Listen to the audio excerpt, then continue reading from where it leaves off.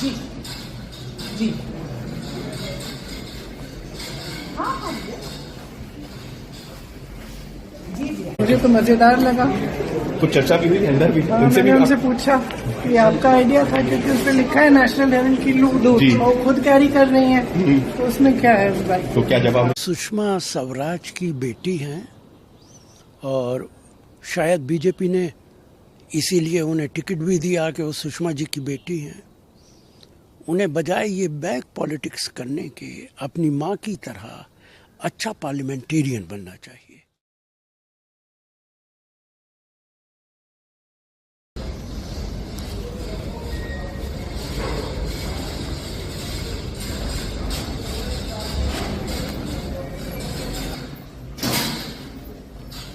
जी जी जी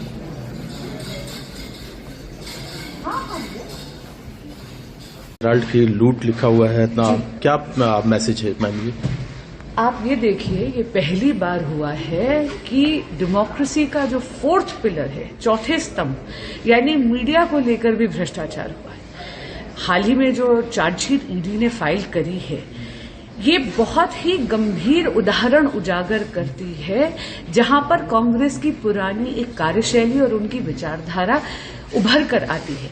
वो सेवा की आड़ में सार्वजनिक संस्थाओं को अपनी पर्सनल जागीर बढ़ाने का एक औजार बना लेती हैं। बहुत गंभीर मामला है।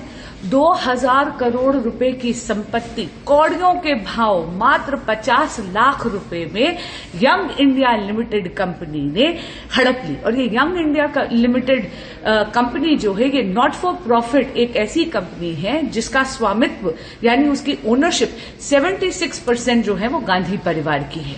और इसीलिए आज के दिन कांग्रेस पार्टी की और कांग्रेस के शीर्ष नेतृत्व की जवाबदेही बनती है, न केवल इस देश की जनता को बल्कि 25 अप्रैल को कोर्ट के समक्ष भी। मैम, लेकिन जब ये कार्रवाई होती है, ईडी की तरफ से पूछताछ होती है या चार्जशीट होती है, तो कांग्रेस पार्टी की तरफ से कहा जाता है कि पॉलिटिकल वेंडेटा है और टारगेट किया जा रहा है बीजेपी की तरफ से।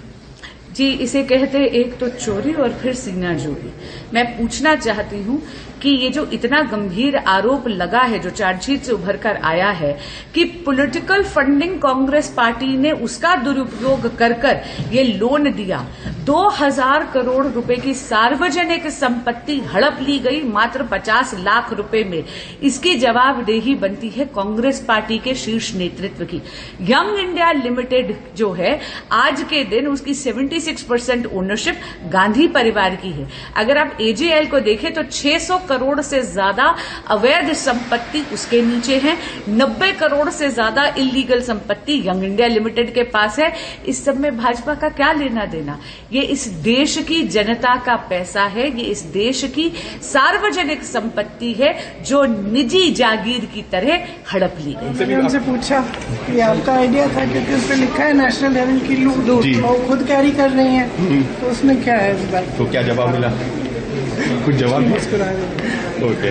तो मैंने कहा कि जो ऊपर से बताया जाता है वो करती हैं, वही अफसर कहते हैं अंदर ईडी के। मैम, उनका कहना है कि मुझे तो लगता है कि प्रधानमंत्री जी के जो सलाहकार हैं तो गलत सलाह दे रहे हैं आजकल, क्योंकि पूरी जनता समझ रही है कि ये सब क्या है। जनता समझ रही है कि एजेंसीज का किस तरह मिसयूज हो रहा है, पूरी तरह से राजनीतिक है।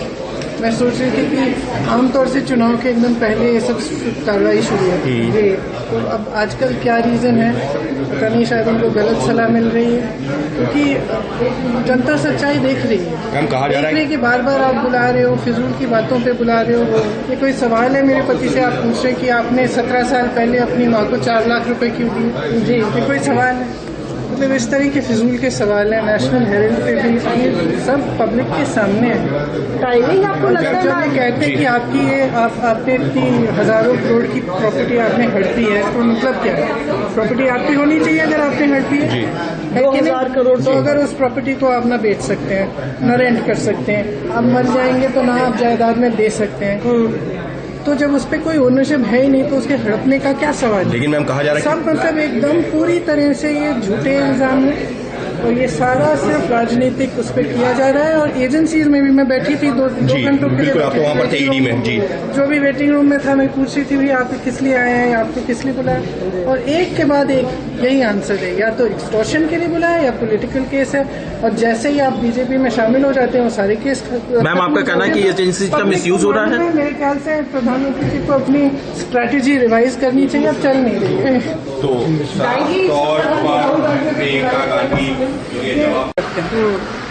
तो समन किया जाता है, वो बैठते हैं। मैं भी गई थी माँ के साथ, मैंने देखा कितने घंटों के लिए आप एक 77 साल की महिला को ऐसे बिठाएंगे जिन्होंने अपना जीवन दिया इस देश के लिए, जो हमेशा सिर्फ देश की भलाई के लिए उन्होंने सेवा की है।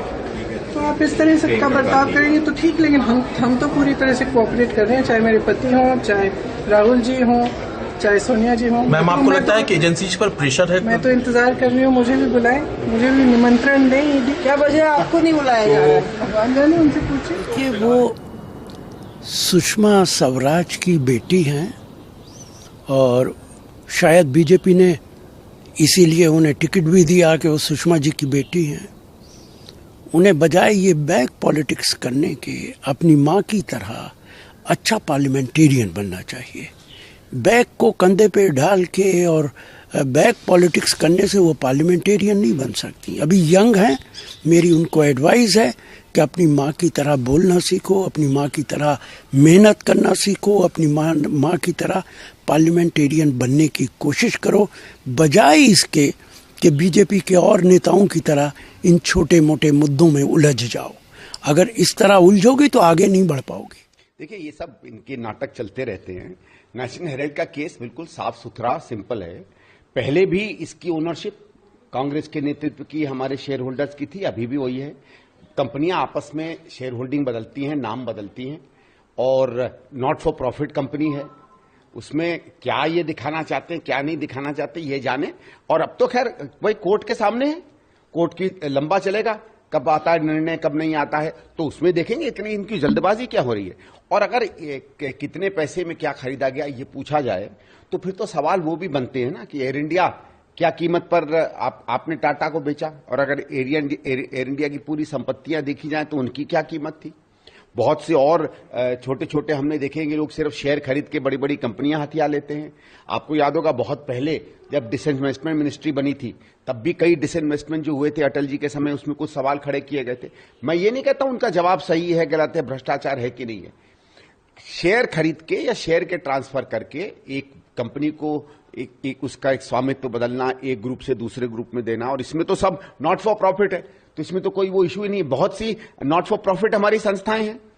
मैं आपको बताता हूं, बहुत सी एनजीओज हैं, वॉलंटरी ऑर्गेनाइजेशन हैं, सेक्शन 25 की कंपनीज हैं, उसमें केवल board of governors, board of trustees बदल जाता है, संस्था एक से दूसरे के हाथ में चली जाती है, 2 रुपए का लेन देन नहीं होता है। कितने हमने देखे voluntary organisation, Bharatiya Janata party के एमपी और कई लोग ऐसी अच्छी खासी वॉलंटरी एजेंसीज खरीद रहे हैं। आपको चाहिए कि 3 साल का उसमें रिकॉर्ड हो क्योंकि आपको सरकार की फंडिंग मिल जाए, तो आपने क्या किया, उसका जो भी टर्नओवर है, नाम है, प्रॉपर्टी है, जमीनें हैं, बिल्डिंगें हैं, आपने बोर्ड ऑफ ट्रस्टीज बदले या बोर्ड ऑफ गवर्नर्स बदले और आपने संस्थाएं हथिया ली। तो अगर यही इनका लॉजिक है तो इन सब पे तहकीकात होनी। मैं तो ये कहता हूं कि जितने सोसाइटीज हैं जिन्होंने ओनरशिप बदली है पिछले 12-13 साल में, सब पर इंक्वायरी होनी चाहिए।